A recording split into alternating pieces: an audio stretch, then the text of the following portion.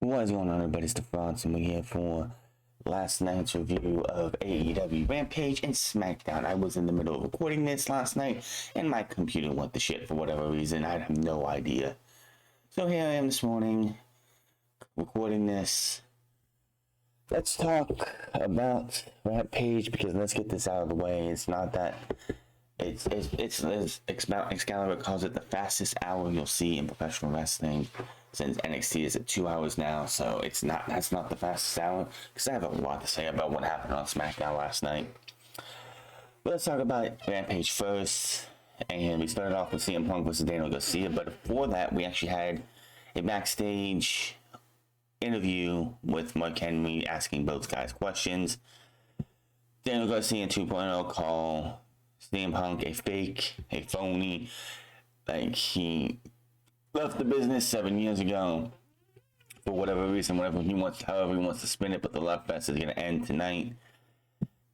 CM Punk calls 2.0 the young sons of the Nasty Boys, which I wouldn't want to be called that. And he's going to show Daniel Garcia tonight what it means to be elite, pretty much. So, Daniel Garcia versus CM Punk started the show. Jericho mentioned how CM Punk's back to the Long Boys tonight with his tights. And this was a damn good match. Daniel Garcia just showed you last night he is the future of professional wrestling. Good old-fashioned professional wrestling.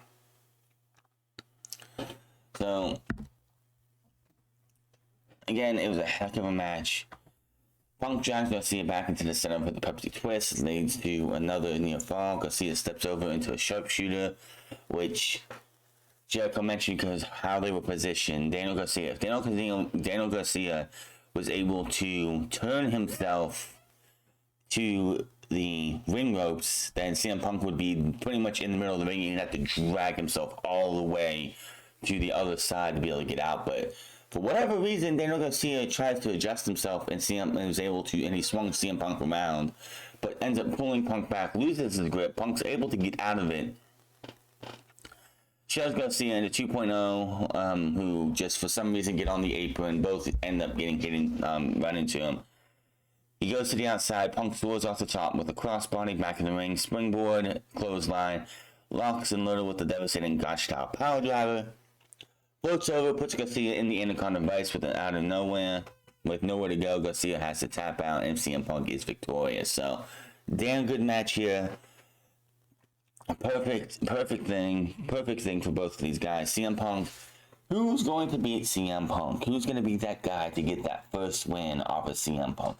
You couldn't have, it would have made sense for Darby to do it if you wanted to, just to give Darby that rub, but you want CM Punk to get some wins. Show that this guy is still the CM Punk, as close as CM Punk of old as you're going to get.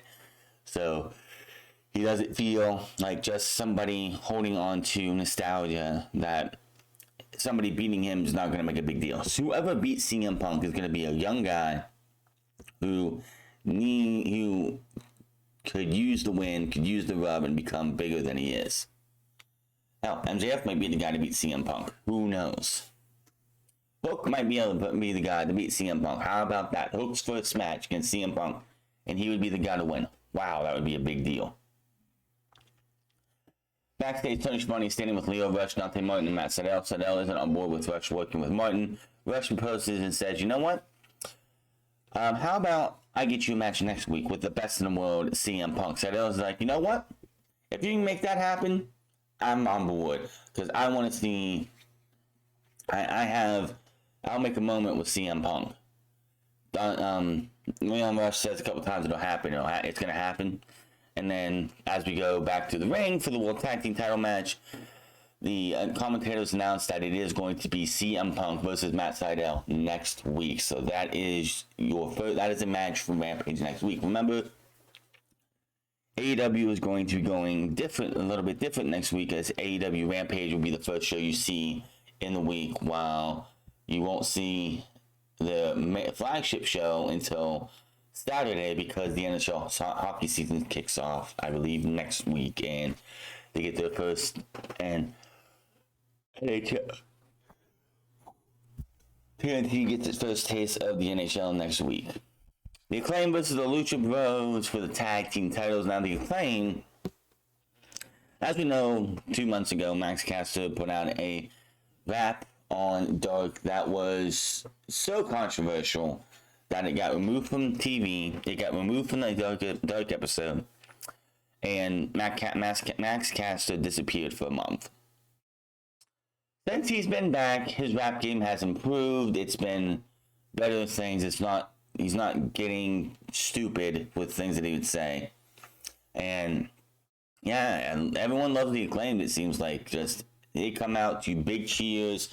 They're supposed to be healed, and they're just loved by everybody, it seems like. So as the Lucha Bros are making their entrance, the Acclaimed attack early on, but of course, they're no match for the Lucha Bros. Lucha Bros just the Acclaim get the early jump, but the Lucha Bros just take this match over, and eventually they end up winning this match quick as a whistle. Package power driver assisted 1, 2, 3, and they retain the tag team titles. We look back at Hangman Adam Page successful return and victory in the Casino Ladder match. He will be next week in line for Kenny Omega, possibly winning it at Full Gear. Waste of time of the night. If you needed to take a piss before the main event, here you go. Jade Cargill takes on Sky Blue. Doesn't last very long. Glam slam. 1, 2, 3. That's that. I understand AEW wants to build new stars. I understand AEW wants to make homegrown stars and make people from the Nightmare Factory into the future. Jade Cargill made her debut earlier this year. I didn't have a match until that tag team match with Shaq, Cody, and Red Velvet. That match fucking sucked. Every match Jade Cargill has been in has fucking sucked. This woman cannot wrestle for more than 2 fucking minutes. And there are people wanting her to get the TBS championship. There are people wanting her to be the first ever TBS champion. Are you out of your fucking mind?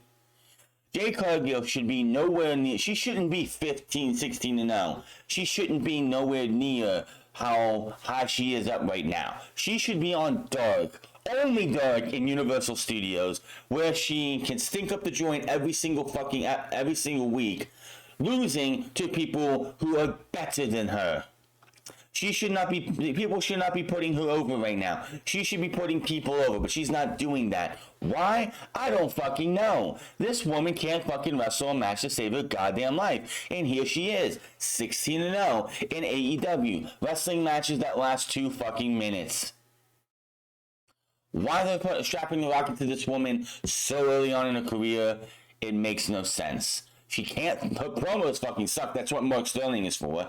She can't. Her stage presence looks phony as shit. She looks like she's on fucking steroids, and she can't fucking wrestle to save her goddamn life. Why is she being shoved down her fucking throats? It's bad enough your women's champion is a fucking joke. Now you're gonna try and make this woman your TBS championship. This women's division is hopeless. People want to say this women's division to be built up to be the next best women's division in all of professional wrestling. And this is what you give us? The Faker as your fucking women's champion, and this stupid bitch being your the potential TBS champion? Give me a break. If she's not out first round of the fucking women's title tournament for the TBS championship, then you've already wasted our fucking time, because we all know who's gonna who's gonna be the first ever TBS champion, and it's gonna be a fucking waste of time. This women's division is hopeless until Kenny Omega is taken out of the fucking his reins for the women's division are taken away, and he's no longer involved because he's booking this shit. He's hope booking this shit, and it's a fucking joke who the champion is, who's potentially going to be the first TBS champion. It's a joke. Until you get somebody else, then you're wasting our fucking time.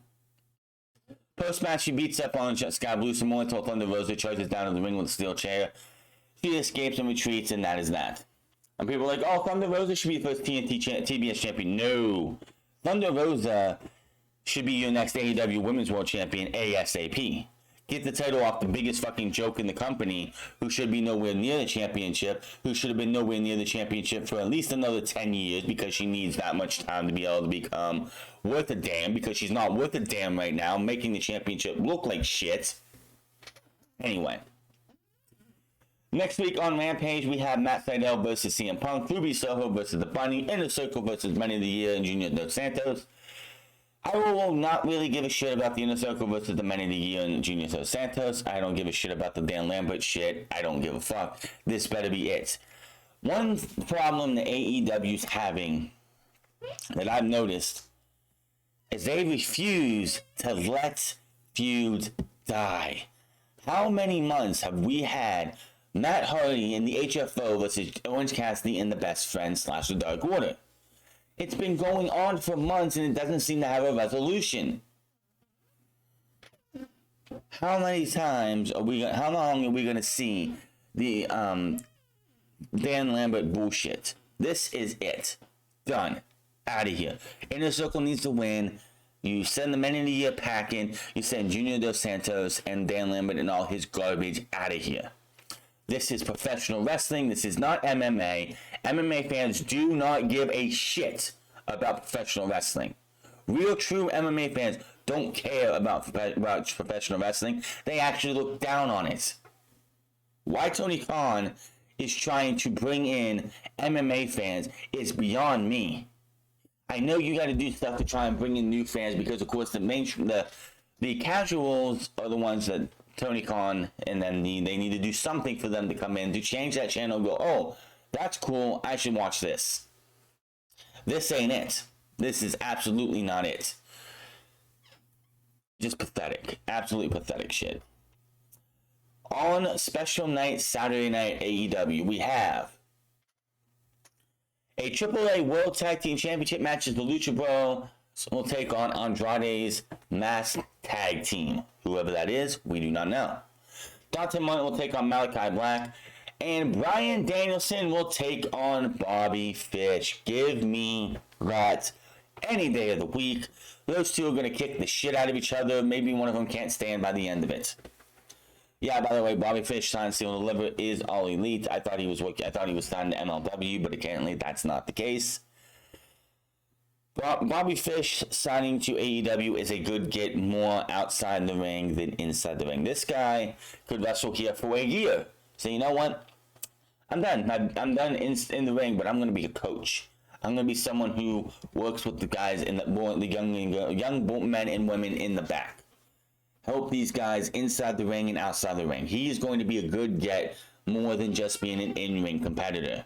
I know people were complaining that it's like they have too many people, and the young, like they're all like, people are also complaining that like them signing so many people is going to give the people who've been there since day one, the AEW originals, they're going to be lost in the shuffle. And I'm like, the Lucha Bros are the tag team champions. Kenny Omega is the world champion. Sammy Guevara is the TNT champion. And the Faker is the women's champion. All four champions were all at, but minus Kenny Omega because he wasn't there yet, outside of the world champion. Every single person who is a champion in AEW right now was at the first press conference. Every single one of them. Kenny Omega was at the second press conference. So anybody complaining the fact that they're signing a Bobby Fish, who's going to be a better asset outside the ring when it comes to everything that happens in the back. A young talent comes up to Bobby Fish who works, who's only seen on Dark or Dark Elevation, comes up and asking for advice. They're going to get one of the best. They're going to get help, like advice from one of the best wrestlers, one of the best technicians in the game. He could, like I said, be here, wrestle here for a year, maybe two, work for the Nightmare Factory as well, helping churn out these talents that we see. Look at Julia Hart, who's been in AEW for months. She was 1 week on the Nightmare Factory's showcase that they do, and then the very next day she was on AEW Dark Elevation. He could have a hand in bringing somebody from the Nightmare Factory into AEW Dark Elevation. We see them a year or two from now being a top star, winning the TNT World Championship, TNT title, the World Championship, or the Women's Championship, or the TBS Championship, or the AEW Championship. He's going to be a great asset, and it's going to be great. Also, if Kyle O'Reilly and Roderick Strong get fired from AEW and from NXT, which you know is going to happen eventually, they don't meet the vision of Vince McMahon. They don't meet the Braun Breakers or the Von Wagners. What the fuck is a Von Wagner anyway? But they don't meet the standard of a Von Wagner, a Braun Breaker, Joe Gacy, and all these other things that NXT is doing. I could see by this time next year, Red Dragon reforms in AEW, and Roderick Strong comes to AEW. But we'll have to wait and see. Anyway, FTW World Championship, Philly Street Fight, Ricky Starks versus Brian Cage. Brutal is not the word. These two beat the shit out of each other. Brian Cage, of course, being the big guy, being the bigger dude, holds an early advantage. Weapons, we have tables, we had chairs, we had trash can lids. Starks uses a fuel cue to keep Cage down. He plants a tornado DDT just before we had the commercial break. In picture, of course, Starks is taking over. Now, of course, this is a Philly Street Fight. And, of course, this is a no disqualification match. And Starks is trying to keep the FTW Championship. He's struggling. Brian Cage is beating him up. He's beating his ass. Looking for the drill claw. Out comes Hook. Hook gets taken out. Powerhouse Hobbs comes in. He gets taken out. They both get taken out. Spear by Starks. Looks like, oh, it's over. 1, 2. Oh, no, he kicks out. Cage sends Starks straight into a chair and then sets it up in the corner, which looked brutal. Like, Starks hit that thing head on, and it looked nasty. Cage turns Starks inside out with the leg. Hobbs runs in to save him from the pin. Hook in Hobbs helps Stark finish with the Rochambeau for the 1, 2, 3, and he retains the title. Ricky Starks wins your match, and we move on to SmackDown. But Rampage, it was a pretty decent show. Again, I'd rather watch these shows live. Next week is going to be live, and it's going to be a big difference. Crowd reaction and everything.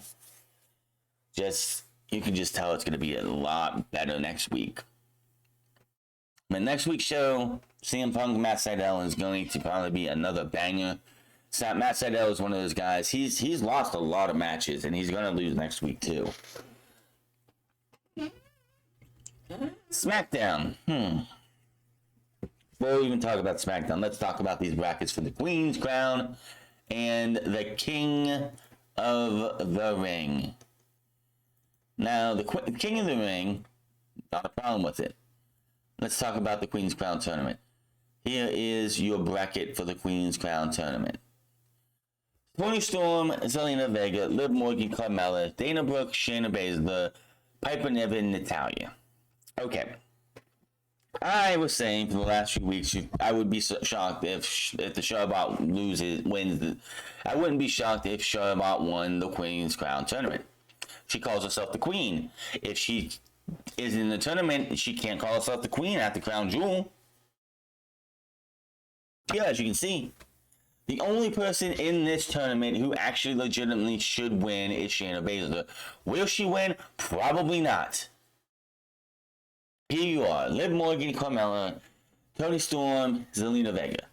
Both matches had the total number of a time at 4 minutes and 3 minutes and 20 seconds.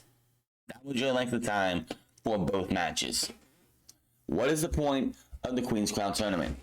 What is the fucking point of this tournament if you're not even going to give these women's matches 5 minutes? Roman Reigns coming to the ring last night, had an entrance of 5+ minutes. His entrance lasted longer than both women's matches combined. So what's the point? On top of that, the two perennial losers of matches over the last, 3-4 months, since Zelina Vega has been back, she has won what? 0.1% of her matches. Until tonight. Last night. In a little over 2 minutes, Zelina Vega beat Toni Storm. Why is Toni Storm even here? Why isn't she on NXT? Why is she not getting a major push? She's blonde. Is it because she's a little thicker? She's not a fucking toothpick? You have this woman going out there losing and going into catering? Liv Morgan, people love Liv Morgan. Did Vince McMahon, Bruce Pritchard, and anyone else who's running this fucking shit in the back have earplugs in when she took on Carmella on the Extreme Rules kickoff show? That crowd was full all over Liv Morgan. They wanted that woman to win that match. Hell, she could have been in the women's championship match and she would have been the odds-on favorite in Columbus. But here she is, losing in less than 2 minutes. 90 seconds. These two women wrestled 90 seconds. Shayna Baszler and Dana Brooke, rematch. Natalya and Piper Niven, boring. These two matches tonight, meh. Rematches. And here we are, the Queen's Crown Tournament. The only person who has any kind of legitimacy, and that's barely any as it is because they fucking screwed with her every fucking week this year, is Shayna Baszler. And yes, the last few weeks we've seen Shayna Baszler destroy Dana Brooke, Eva Marie, and Nia Jax.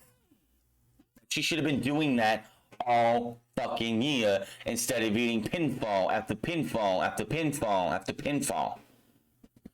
Shayna Baszler is meant to be the queen of the ring. I can't fucking stand calling it the Queen's Crown Tournament. I don't care if they couldn't use the goddamn copyright. You make a deal with whoever has that copyright to use the name Queen of the Ring because Queen's Crown Tournament sounds fucking generic. Either way, Liv Morgan, Carmella, shit. Zelina Vega, Toni Storm, shit. Natalya and Niven will be shit. Dana Brooke, Shayna Baszler will be shit. This is a waste of fucking time. Queen's Crown Tournament. Supposed to be you should be using it to build a new star. Liv Morgan going from beating Carmella, beating Zelina Vega, winning in the fucking finals would be a new fucking star. But no, we have to have a shit match between Carmella and Zelina Vega next week. At Monday Night Raw, we don't even know yet because that's Monday Night Raw. Let's talk about the King of the Ring. Okay. Sami Zayn, why is he in this tournament? Sami Zayn has not made one trip to Saudi Arabia. You want to know why Sami Zayn has not made one trip to Saudi Arabia? Because of his Islamic heritage. Sami Zayn is not welcome in Saudi Arabia. And Sami Zayn has not made one trip to Saudi Arabia. So what makes you think that Sami Zayn is going to go far in this tournament? Now, when it came to this match tonight, Sami Zayn, Rey Mysterio, good match. I have nothing wrong with that match. Cesaro, Finn Balor, not a problem. Next week on Raw, we have Xavier Woods, Ricochet, Jinder Mahal, Kofi Kingston. Now, the problem we have with this whole entire thing, the King of the Ring should always go to a heel. Sami Zayn is not going over to Saudi Arabia. Do not tell me Jinder Mahal is going to win King of the Ring. That would be even worse. This is how it should be. Why do we have 2 New Day members in here? Don't know. Keith Lee should be in Kofi Kingston's spot. Hell, you should swap Kofi Kingston and Xavier Woods. Have Xavier Woods versus Jinder Mahal. Have Ricochet versus Keith Lee, who's supposed to be a more serious-looking, heelish-looking guy. Have Keith Lee destroy Ricochet. Have Keith Lee go to the second round. Have Keith Lee claw the shit out of Xavier Woods. Go to the finals, beat whoever the other side is, which will be Finn Balor or Sami Zayn, because both of them won their matches tonight in excellent fucking matches. How tournament matches should go. And then have Keith Lee be king of the ring. But no. For some reason, we have to have both members of the New Day. Yes, I know, Xavier Woods has been advocating to being king of the ring. It's the one thing he wants to do before his career is over. Be king of the ring. There was no reason for Kofi Kingston to be king of the ring. No reason at all. So I don't understand why both members of the New Day, who are going to be on SmackDown, mind you, and most of this tournament is going to be SmackDown by Crown Jewel. Both sides of Raw, Sami Zayn and Cesaro are going to be SmackDown superstars starting on the end of the month. So, I don't understand why we're even doing this. They need to do better. But I will hold on judgment on who's going to win what.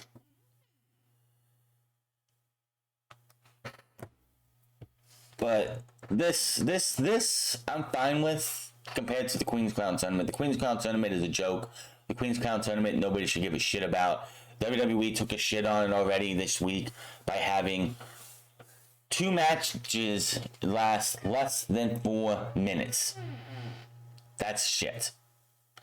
Queen's Crown Tournament, we should have known Vince McMahon hates women's professional wrestling. John Laurinaitis hates women's professional wrestling. Bruce Pritchard, that fat, ugly slob, who these hot women would not give a time of day to, hates women's professional wrestling. Until Bruce Pritchard, John Laurinaitis, and Vince McMahon are all out of there. Kevin Dunn as well. Anybody who doesn't give these women more than 2.5 fucking minutes or 90 seconds until they are gone, this women's division will always be shit. If your name ain't Becky, Charlotte, Bayley, Sasha Banks, Bianca Belair for now because she's getting a push, unless you're one of those 5 women, and Asuka I would love to put up there, but Asuka's been killed, isn't even around right now because of some kind of injury. But if you're not those 5 women, WWE doesn't give a shit about you. In the moment that Bianca Belair's push is done, it'll be back to the 4 horsewomen, and that is it. Bayley's not even on TV right now because she's injured. But it will always be, until Vince McMahon is gone, the 4 horsewomen over everybody else. And that's just facts. So we start the show. Bianca Belair is making her way to the ring, looking like as fake as possible, twirling that fucking hair, putting on the fakest smile because she has to pretend like she's a good girl. She's a good old happy girl because she's getting a women's title match in Crown Jewel. So Becky Lynch is out on the ramp. Bianca Belair is in the ring. Sasha Banks is standing on the announce table, not doing a strip dance, just standing there for whatever reason. They have their squabbles, and I really don't like. So they have their squabbles. Well, Becky Lynch whines and complains as she would, and then she eventually flips the table over, comes to the ring. Of course, this is a distraction for a moment. So Sasha Banks comes from behind, attacks Bianca Belair. Becky gets in there as well. Both women are put up into the KOD. It does look impressive, but I really don't care. Sasha Banks gets back down, gets kicked in the gut, hit by Becky, gets stomped onto the table, and hit with the KOD. through the table. It's impressive, but the rest of this entire promo in this entire segment was meh at best. So, Rey Mysterio and Dominic Mysterio backstage. Kayla Braxton comes in and she wonders what it would mean for him to win King of the Ring. Rey says, other than being Universal Champion, being King of the Ring is the next best thing. Really now? When was the last time King of the Ring happened? Oh yeah, that's right, 2019. When was the last time King of the Ring happened before that? What, 2010? 2015, something like that? It's not. See, the King of the Ring would have more meaning to it if it was at least a biannual thing. Like we had it in 2019. This year we had it in 2021. If we have it in 2023, that's fine. But we don't have King of the Ring that often. I'm surprised they brought it back in 2021. Because the King of the Ring is just something it feels like WWE has just not given a shit about. The last King of the Ring before 2019 was 2015. Before that, 2010. Before that, 2008. Before that, 2006. And before that, 2002. That was the last pay-per-view one they had. So, yeah, King of the Ring just... It's not what it used to be because, as we know, from 1993 all the way up to 2002, they had the King of the Ring pay-per-view every single year. It was the fifth of the it was one of the big five, as they called it back then. But here we go.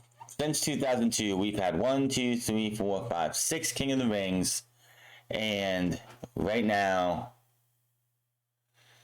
it's just.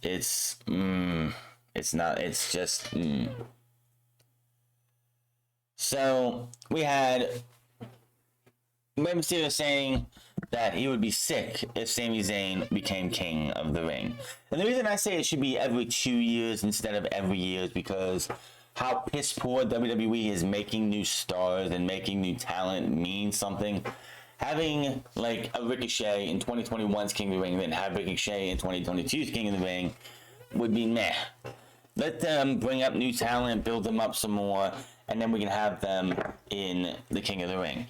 But again, why is the King of the Ring only 8 men? Oh, that's right, because we have Crown Jewel coming up in 2 weeks. Next Monday is going to be the first round for Raw side. The week after that is going to be the semifinals. Same thing with SmackDown. And then when we get to the King of the Ring, when we get the Crown Jewel, the week after, we'll already be done. Instead of, having the King of the Ring go between for 2 months or so, getting a 16 men. The 2019 King of the Ring, if I am correct, was 16 men. Was it not? Yes. 16 men were in the King of the Ring tournament. But yet, here we are now. So yeah, the King of the Ring from 2019 lasted 2 months. It was from August 19th to September 16th. We had 2 months worth of build. If you really wanted King of the Ring to matter, you could have had these matches in this tournament go on since last month. But they didn't. Look at the lineup for the last King of the Ring. Cesaro, Samoa Joe, Ricochet, Drew McIntyre, Cedric Alexander, Sami Zayn, The Miz, Baron Corbin, Kevin Owens, Elias, Ali, Buddy Murphy. One of the best matches of that tournament. Chad Gable and Shelton Benjamin, Apollo Crews, and Andrade. And we had the two build-ups up until that time were Chad Gable and Baron Corbin.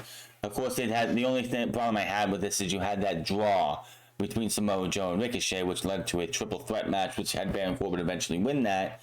And Baron Corbin beat Chad Gable in the finals to become the King of the Ring in 2019. That was the best shit that Baron Corbin did.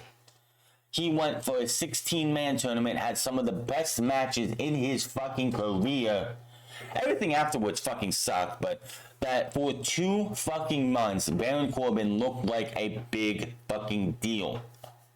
How you expect me to care about the King of the Ring when it's 8 men who, honestly, the Raw side, nobody other than Ricochet I would like to see make it to the finals, which he's not going to. But you had 16 men last time, 8 this time because we're fucking lazy and we don't have time because we should have started this shit in September. If you would have started this shit 1 month ago on September 4th or September 3rd, because I don't want to hear any excuse, oh, well, they had the draft. They had to do it after the draft. Why? None of the draft counts for another 2 Fridays. We have 1 more Friday before that to go, and 1 more Monday before, or 2 more Mondays and 1 more Friday before the draft even counts. Hell, like I said, everybody on the Raw side is going to SmackDown. The entire Raw side of the King of the Ring is going to SmackDown on the 22nd. 2 of the members on the SmackDown side are going to Raw on the 22nd. So why would it fucking matter if you started this at August and you started this in September? You should have started this in September. You could have even had on the pay-per-view on Extreme Rules a King of the Ring and Queen's Crown tournament match. Hell, you had Carmella and Liv Morgan in a match on that pay-per-view's pre-show. That could have been the first round or a round match in the Queen's Crown tournament. But it wasn't. The women's division should have had 16 women because you have so many women you're not using. You called up Xia. You called up Aaliyah. Where's Shotzi Blackheart? Where's Tegan Knox? These 4 women could have used Queen of the Ring spots. But you didn't do that. Why? I don't fucking know, because you're fucking lazy. Absolute fucking lazy. King of the Ring, Sami Zayn versus Rey Mysterio. Now, Rey Mysterio was backstage talking to his son, and his son said, you know what, I'm going to watch back here. Sami Zayn approaches Dominic backstage and says, while Rey is a great man, it's time for Dominic to be on his own man, and if he asks Sami, he thinks Dominic is better than his father. Sami walks off and heads to the ring, and we have the match. Sami Zayn immediately tries to go for her Luva kick. Of course, Rey gets out of the way, nails a Hurricane Rana, sends him across the ring. Really good match here. Now, before we go to commercial break, Dominic comes out because his daddy got beat up. His daddy's losing. So he needs to come out and try and support his daddy from the outside, from out here. Now, towards the end of the match, Sami Zayn grabs the turnbuckle pad and tears it off. Dominic, being the good old, good-natured, good soul guy that he is, was going to put it back on to help his father. His dad gets up, doesn't know what's going on, what happened, says, dude, get down, that's enough, no, get down, don't mess with the turnbuckle pad. They're having a fight back and forth. Of course, this allows Sami Zayn to push him into his son, roll him up, 1, 2, 3. Sami Zayn is your winner. Again, why is Sami Zayn even in this tournament? He can't go to Saudi Arabia. He's Muslim. He's a Muslim. He can't go to Saudi Arabia. Saudi Arabia will not allow him. So obviously, next week's semifinals match is predictable. And if Sami does win, I will be shocked to see how they pull him off coming into Saudi Arabia. Will they put him under a mask? What? I don't know. But there's no reason to have Sami Zayn even in this tournament if he can't go to Saudi Arabia. If you're not going to have Saudi Arabia,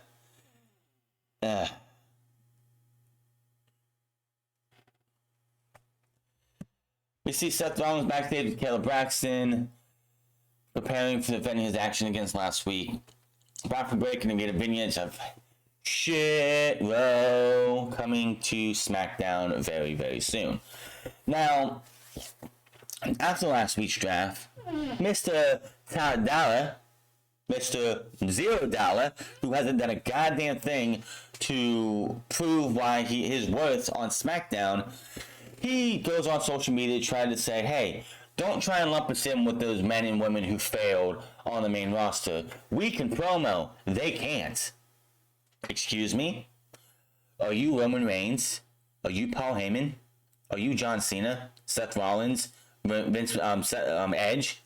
Are you any of these talents? No. What makes you think your ass is going to get to do whatever the fuck you want on promos? What are you going to say when you come to SmackDown when you make your debut and you're handed a script and said, this is your promo. You have to say this verbatim. You can't go off script. What are you going to say then, Mr. Top Dollar? Are you going to go on social media and apologize for your idiotic statement? You haven't done a damn thing to improved anything why you should be given a microphone without a script. Your promo on after SmackDown, which I believe that was you, wasn't it? Yeah, it was off script, you say. Good for you. Was it anything special? Fuck no. Oh, it was in my hometown. I'm so happy to be on SmackDown because I got drafted to SmackDown in my hometown. Yeah, if that wasn't an unscripted promo, guess what? It's your last unscripted promo. You weren't created by Vince McMahon. You were created by Triple H. You're not going to get that privilege if you think that you're going to be able to sit there and cut your own promos off script. You go off script to Vince McMahon, your ass gets suspended, your ass gets fired, your ass is done.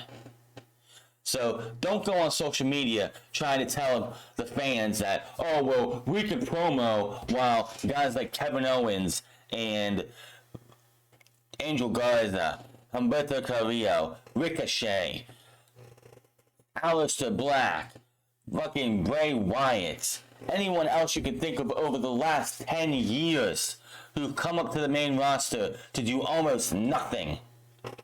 They can't. The only reason you justify that you're going to be able to make it that those men and women can't is because you can promo? Please. You ain't shit. And you ain't gonna be shit. You ain't no hit row. You shit row. Fuck off, Mr. Top Dollar. No dollar, bitch. Video package showing us what happened with Seth Rollins visiting the home of Hall of Famers Edge and Beth Phoenix. Kendall Braxton is backstage. He's asking if he thinks he crossed the line. He says, that is a narrative, but let's review the facts. He pointed out how Edge has been mocked, ridiculed, embarrassed, and humiliated him. But he still managed to beat Edge after SummerSlam as Rollins celebrated after SummerSlam. He got beat at SummerSlam and was mocked and ridiculed. But he won at Madison Square Garden, and it was mocked and ridiculed, and just nobody cared. Everyone trying to vilify him. He was called a monster and demonized, but that's fine. Says for the past few weeks, he's still been the bigger man, challenging Edge to figure out once and for all who is the better man. But we've heard nothing from Edge. Rollins says he told Edge he was going to his house, and he did to get an answer to his challenge. So, oh no, he hasn't crossed any lines, and more importantly, he still hasn't received an answer. But why am I talking to you, Kayla? You don't have any power, so I'm going to go find someone who does. Okay, so we all mentioned how last week's draft edition was the most social episode ever. Yeah, who cares?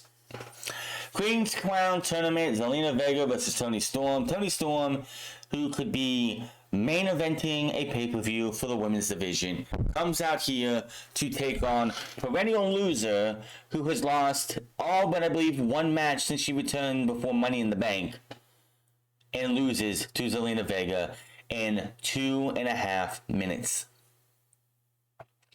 Fuck this bullshit.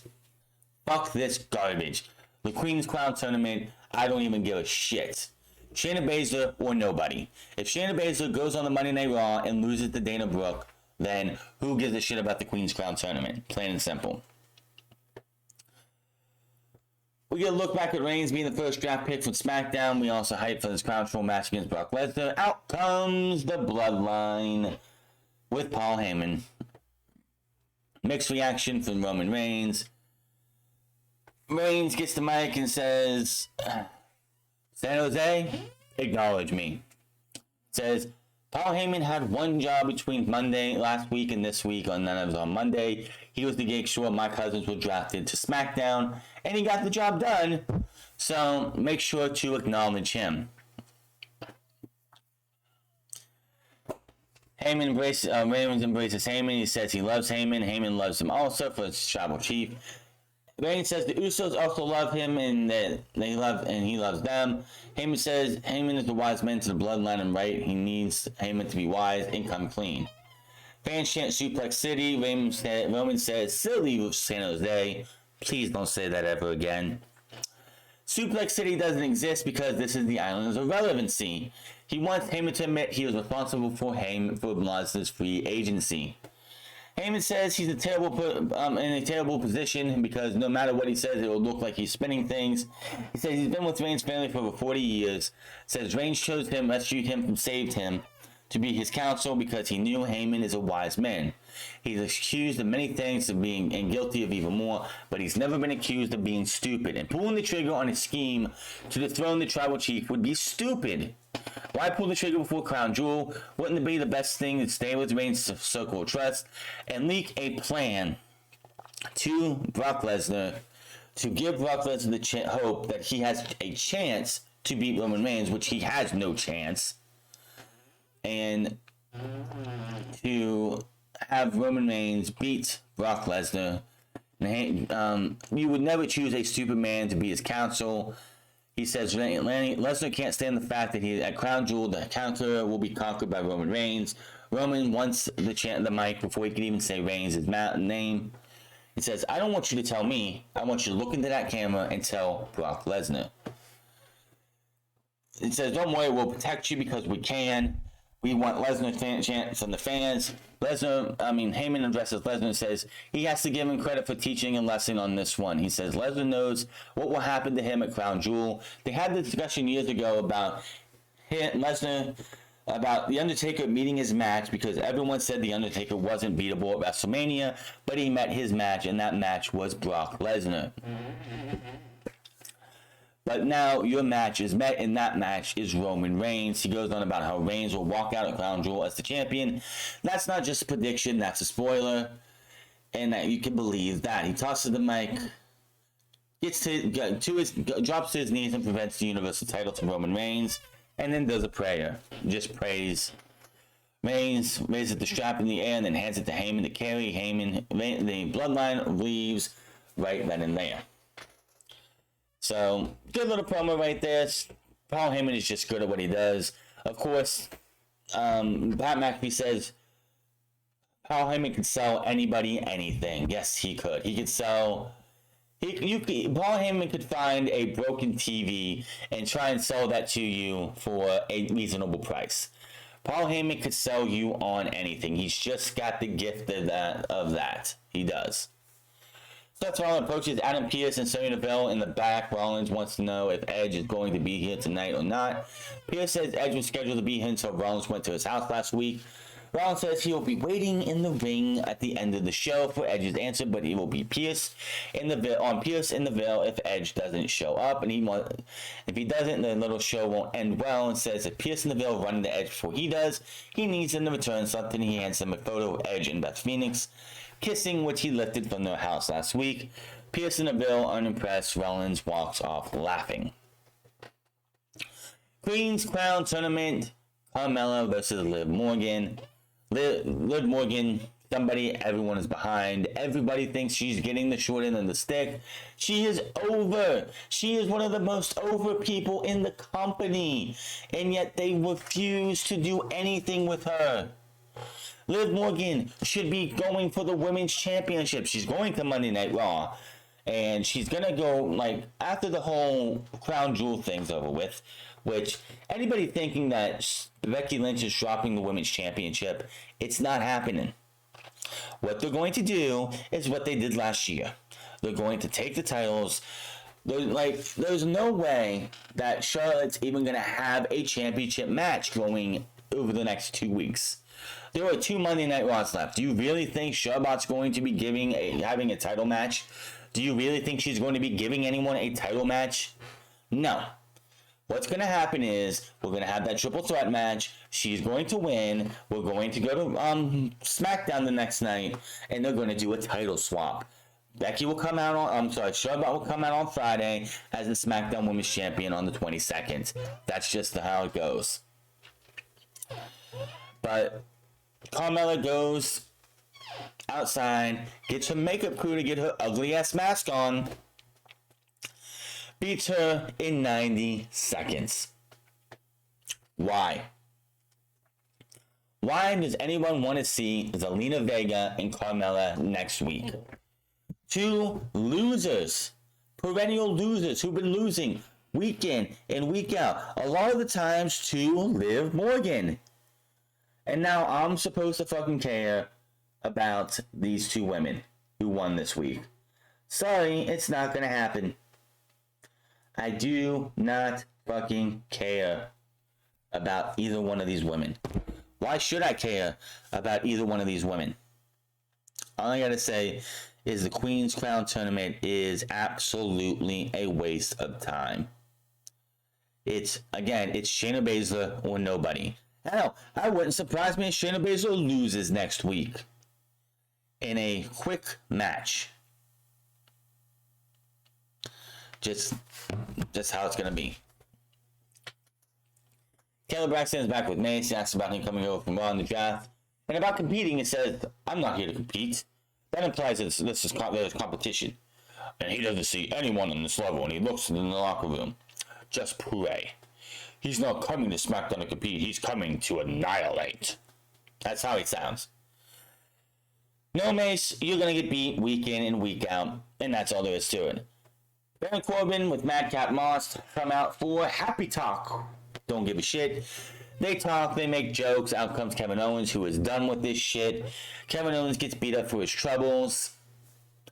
The sooner Kevin Owens' contract comes up, the better. They are doing jack shit with him. I don't even think they're going to offer him a new contract. They're just going to let his contract run out. Let him go to AEW. Let him go to New Japan if he wants to. Let him go to Impact if he wants to. They're done with Kevin Owens. Pearce and Neville backstage with Naomi, walks in and wonders why she's not in the Queen's Crown tournament. Neville says Naomi isn't good enough. Not worthy of being a queen or even on SmackDown. She wants to go back to Monday Night Raw so she could be used, but of course, why would that fucking matter? Because they both run Raw and SmackDown. If Neville ran SmackDown and Adam Pearce ran Raw, or vice versa, it would make a little bit more sense, but they both run both shows, so it doesn't make any sense. But Deville has a match for Naomi next week, finally, against Sonya Deville. What? I don't understand what this entire beef is for. Like, it can't be. What is Deville's beef with Naomi? I can't figure it out. It can't be beef, can it? It can't be jealousy. I mean, what does Sonya Deville have to be jealous about Naomi?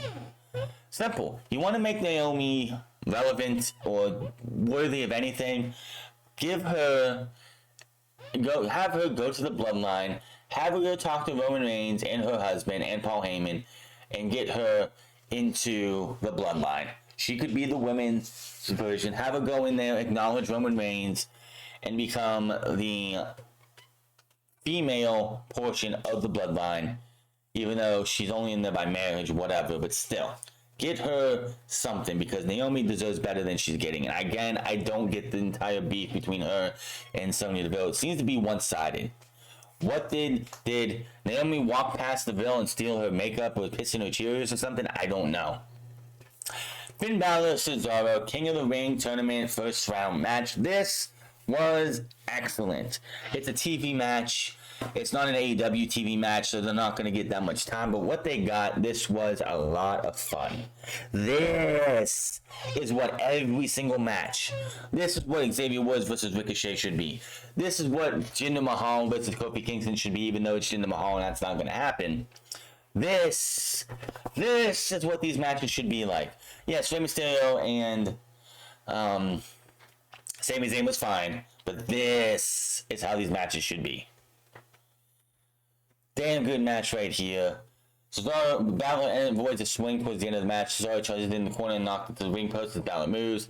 Cesaro rolls to the floor for a breather. Balor runs the ropes and leaps out, taking him down. Brings him back to the ring, drop kicks him into the turnbuckle.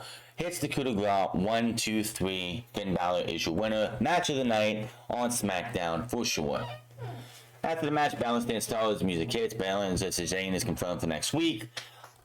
Crown Jewel contract signing earlier tonight. Adam Pearce and Tony Deville backstage with SmackDown Women's Champion Becky Lynch. Becky is ranting about how Brock Lesnar and Universal Champion Roman Reigns haven't changed the game like she has. I wouldn't go that far, Becky. She eventually signs, low blows Adam Pearce with the contract, gives Sonya Deville something to smile about, and that is that.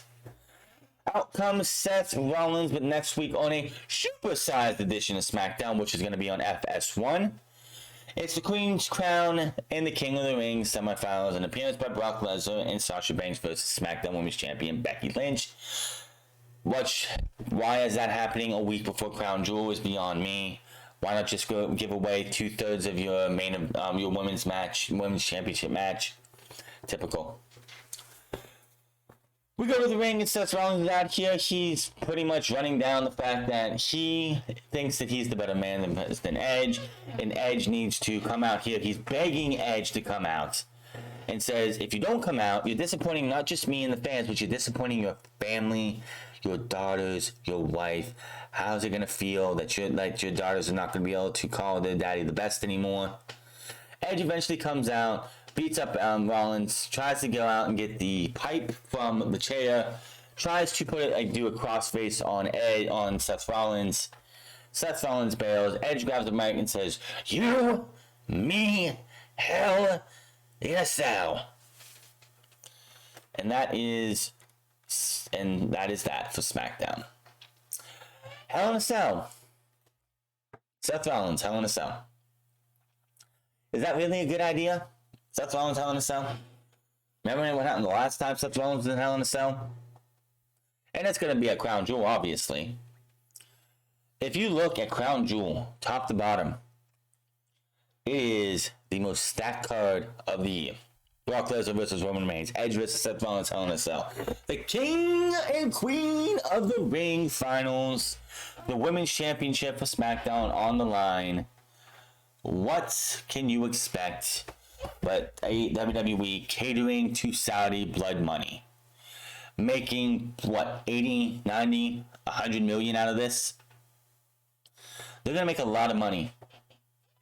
And they get more money from this one show in Saudi Arabia than SummerSlam and WrestleMania combined. That's why they get these big-ass shows. I'm not watching it. I do not watch these shows. I didn't feel comfortable watching the first one. And I'm not going to feel comfortable watching this either because I don't give a shit about what's going on in Saudi Arabia. I don't condone the shit that they do in Saudi Arabia. I don't think WWE should be getting in bed with them. But that's on WWE. But as your SmackDown and Rampage review, hit that subscribe button, comment down below, like or dislike this video, find me online at The France Club, find me on twitch.tv/The France Club, and find me on Instagram at The France Club, and I will see you guys on Monday for Raw. Until then, my name is France, and I'll see you guys later.